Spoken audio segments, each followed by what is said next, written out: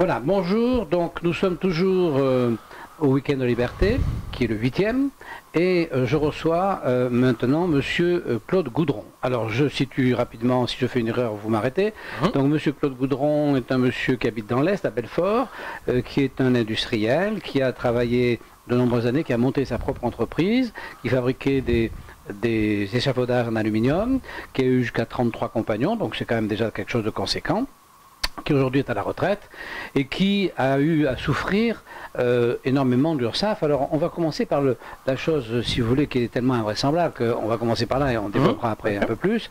Donc vous avez, parce que vous êtes visiblement, mais ça se voit quand on parle avec vous, vous êtes un homme gentil, voilà. Donc vous avez eu des salariés qui ont eu des petits problèmes dans la vie et vous les avez aidés. Vous leur avez donné un petit peu d'argent. Tout au long de ma carrière, je l'ai fait. Hein. Et ils vous ont rendu cet argent et le fisc et l'URSSAF est venu vous prendre des cotisations sur cet argent que vous leur aviez prêté. Alors, c'est-à-dire, plus exactement, donc la personne que j'ai aidée, parmi d'autres, mais celle-là particulièrement, donc, qui a fait l'objet de ce redressement, lui était marié avec 2 enfants en bas âge, et là il y avait extrêmement urgence, puisque le lendemain, il était viré de son appartement, il se retrouvait à la rue, avec 2 enfants en bas âge, au mois de novembre, je ne sais pas si vous voyez ce que ça donne. Donc moi, j'ai pas, disons, pas réfléchi, j'ai dit, écoute, tiens, voilà un chèque, parce qu'il ne voulait pas m'en parler, il m'a dit, je ne vais pas vous embêter avec mes problèmes. J'ai dit, voilà un chèque, 3 000 €, tu vas vite payer comment tes trucs, et quand tu viens, on va voir comment tu rembourses. Donc tout a été fait légalement, c'est dans la comptabilité, c'est d'ailleurs pour ça que l'URSSAF, comment l'a vu. J'ai fait un chèque de 3 000 €, j'ai dit combien tu peux rembourser, j'ai dit tu me dis ce que tu veux donner, il me dit bon 100 francs, 100 €, ça va. Donc 100 € par mois, ça a duré 30 mois, j'ai été payé. Donc tout s'est passé, le problème n'existait plus. Et quand j'ai eu un contrôle URSSAF que j'admets, hein, puisque des contrôles, je ne suis pas contre les contrôles, je suis contre des contrôles un peu idéologiques, tel qu'on a. Alors, la personne qui est venue me contrôler, l'a vu, elle a dit bon oui, ça me semble pas mal, vous êtes un bon, c'est vrai qu'on est connu dans la région, moi je suis pas un mauvais patron, je suis là, pas comme 90% des patrons, hein, quand il faut donner un coup de main à mes employés, je le fais, je veux pas disons me cacher derrière. Et donc il m'a dit non, pas de problème, c'est bon, et puis bon, il y a juste un petit point, mais je vous l'enverrai par courrier. Et quand je reçois le courrier, là, ma surprise, c'est que, comment il me dit, donc voilà, vous avez prêté 3 000 € à votre employé, mais vous ne lui avez pas demandé d'intérêt. Il fallait lui demander des intérêts. Comment je peux demander à un gars qui est dans la merde, demander des intérêts sur l'argent qu'il y a? Et donc ces intérêts qu'il ne vous a pas payés, on les considère comme un avantage en nature. Donc là-dessus, on va vous faire payer des charges sociales. Donc sur les intérêts des 3 000 €. Donc comme ça a duré presque 3 ans, il a fait ses calculs. Alors je ne sais pas comment il est arrivé, ça ses calculs, enfin si je le sais, je lui dis, il a compté comme taux d'intérêt non pas à 4% par an, mais 4% par mois. C'est-à-dire que je me retrouve avec un redressement pour 3 000 € de prêté de 2 830 €. C'est bien, hein? Alors, bon, j'ai dit, bon, c'est une erreur, normalement, ça devait faire un 12e de cette somme, qui était déjà pas normal, mais j'aurais peut-être laissé tomber si c'était comme ça. Et je lui dis, écoutez, je conteste, il y a une erreur, donc je trouve ça un peu déjà curieux de me redresser pour une chose comme ça. Enfin bon, ok. Mais regardez bien, vous êtes trompé dans le calcul. Je dis, vous avez compté des intérêts mensuels au lieu d'annuels. Et comme ça, me répond, j'ai eu, moi, un courrier en disant, monsieur, l'administration ne se trompe jamais. Non, vous avez oui, ça oui, bien sûr, oui. Alors moi, la boutade m'est montée au nez. Ma fille connaissait un journaliste, il dit, tu dis à ton copain journaliste, là, qui dénonce ça. Le copain est venu, il m'a dit, moi je peux pas, déontologiquement, on connaît, mais je vous envoie une collègue. La collègue qui vient, elle ne me croit pas. Elle me dit, bon, allez, mettez ça. Alors je monte les téléphone, elle me dit, mais c'est pas possible. Je dis, non, moi aussi, je crois que c'est pas possible. Puis je lui ai vu quelqu'un, j'ai dit, écoutez, je vais chercher la personne à qui j'ai prêté, vous allez discuter les deux, et moi je m'en vais.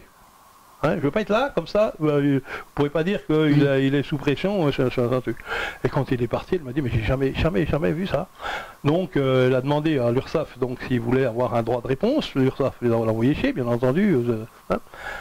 Et moi, je m'attendais à avoir un petit article comme ça dans la presse. J'ai une demi-page dans la presse régionale. Hein, alors, c'était un patron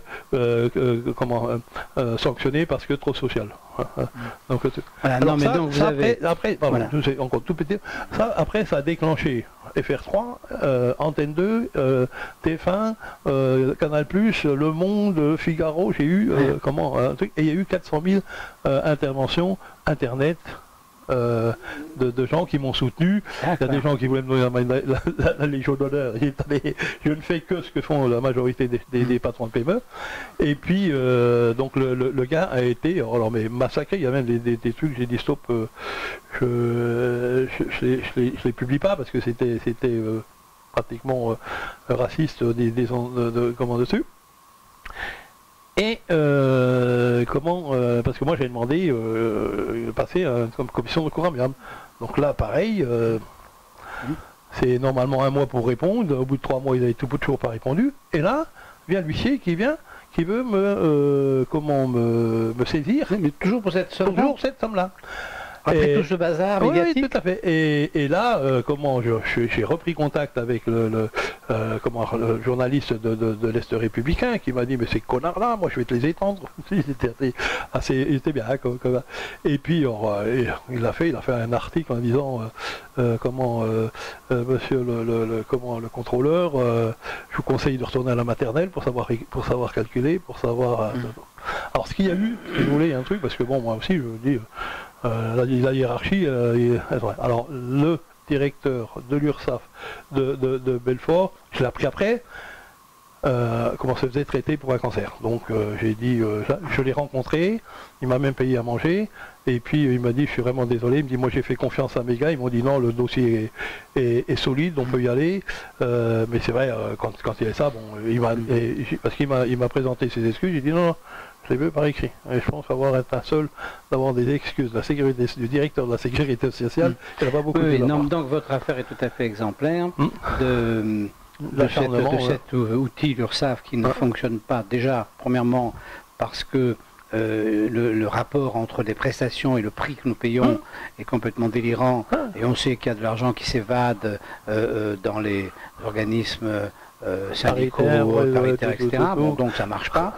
Et par contre, ça a des moyens de coercition qui sont effectivement l'équivalent de ceux de Bercy, et ça emploie les mêmes méthodes. Et donc, effectivement, on va arriver, donc vous allez nous expliquer, on arrive évidemment, vous avez ensuite, après ça, ils sont revenus vous voir, et donc vous avez eu d'autres procédures de l'URSSAF. Alors, disons, j'ai eu 1 ou 2, bon, ils voulaient me faire payer des cotisations sur la voiture de fonction que j'avais. J'aurais dit, bon, écoutez, non, c'est une voiture de fonction, même si vous l'utilisez bien pour vous-même. Donc après, vous avez été en procès, mais vous êtes en procès pour cette première affaire? Non, là, ça, il n'y a pas eu de procès. Ah non. C'est, ça vient, je ne sais pas si c'est Xavier Bertrand directement ou dans son cabinet qui a envoyé un coup de téléphone au directeur en disant, vous stoppez tout ça immédiatement, vous faites ce CRA immédiatement, et je veux que lundi, le lendemain, la décision soit prise.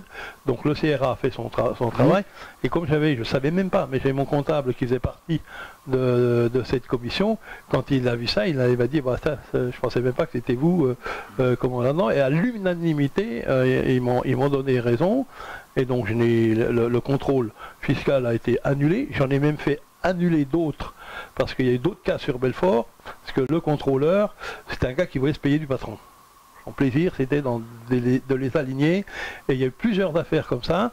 J'ai vu avec le député Damien Meslot, qui m'a dit, on a plein de grands. J'ai dit, bon, j'en discute avec le directeur. J'ai dit, moi, je préconise pas, il a peut-être eu raison là, mais je dis, vérifier quand même son dossier pour voir si c'est pas le même genre que moi. Il a tout annulé, les redressements de ce mec-là.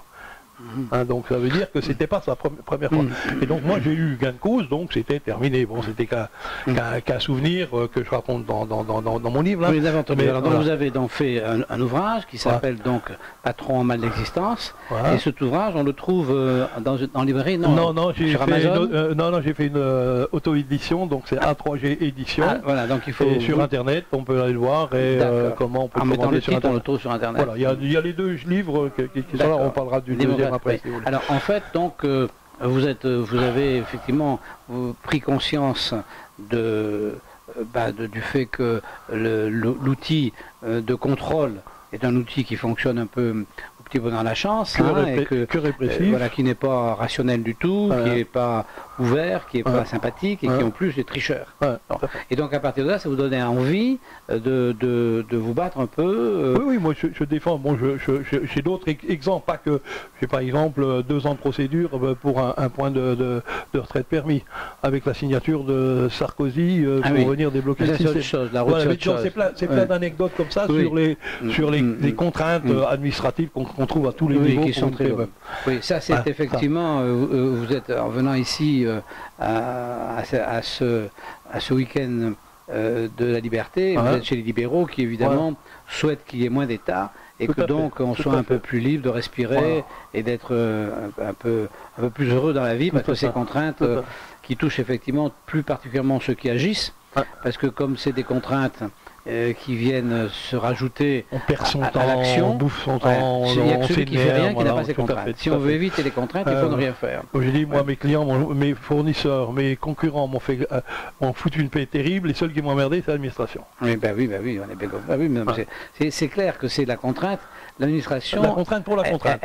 Non, c'est peut-être pas ça, mais l'administration, évidemment, édicte des lois qui ne sont en fait qu'en direction de ceux qui agissent. Donc ceux qui sont agissants, ils sont surtout à recruter chez effectivement les artisans, les commerçants, enfin les travailleurs indépendants, et effectivement ils sont en première ligne. C'est un petit peu comme la route, si vous voulez, la route, puis vous en parler, les contraintes de la route, elles touchent les gens qui roulent. Mais il y a aussi il y a l'interprétation de la faute. Par exemple, on peut aussi, en faisant une faute de code de la route, avoir un flic qui va dire, bon, ok, je comprends bien, vous avez là, on est sauvé, ça m'est arrivé. Mais là, c'est savoir comment une loi qui existe, comment ils peuvent la contourner ou la manipuler pour en faire une arme vous savez, je me suis retrouvé au tribunal pour parler un truc de voiture, avec un magistrat qui me dit, mais monsieur, est-ce que vous avez pris conscience qu'une voiture est une arme par destination? Je dis, mais monsieur le magistrat, est-ce que vous avez pris conscience que la justice est une arme par destination? Ça dépend ce qu'on en fait. Même plus violente. Donc, tout peut être une arme par destination, évidemment. Mon couteau de cuisine, donc c'est à peu près un problème après. Même la parole. Bien sûr. Bon, écoutez, monsieur Goudron, donc, oui, votre expérience, elle est comme des milliers d'expériences, malheureusement. Alors, vous avez eu la chance que ce soit dans un secteur qui était particulièrement, particulièrement, c'était ridicule de la part de l'URSSAF, et donc vous avez eu la chance d'avoir la presse qui s'en est emparée, et donc, mais des cas comme le vote différents sans doute, mais aussi stupides, les gens, moi j'ai eu beaucoup de témoignages de gens qui m'ont réécrit derrière, ont vu tout ça, et je vous assure que ça c'est dur. J'ai eu un patron qui a pleuré, qui m'a dit, écoutez, moi j'ai à peu près le même problème que vous, enfin dans une zone un peu différente, c'est-à-dire il était condamné pour une loi qui n'existait plus. Et il m'a dit, ils m'ont détruit complètement. Bilan, comment tout, en une semaine, il est évident qu'il y a une catégorie de la population qui effectivement déteste le patronat, ça c'est certain. Et que donc il y a effectivement, et quand ils ont le pouvoir, effectivement, c'est sûr, ça se passe pas très bien. Bien, monsieur Goudron, on vous remercie infiniment. Donc, votre témoignage était très important. Eh bien, comme ce week-end commence, j'espère que vous allez apprendre plein de choses. Tout à fait. Et que ça va être très intéressant. Déjà pas mal. Voilà. Bon, à bientôt. Merci d'être venu.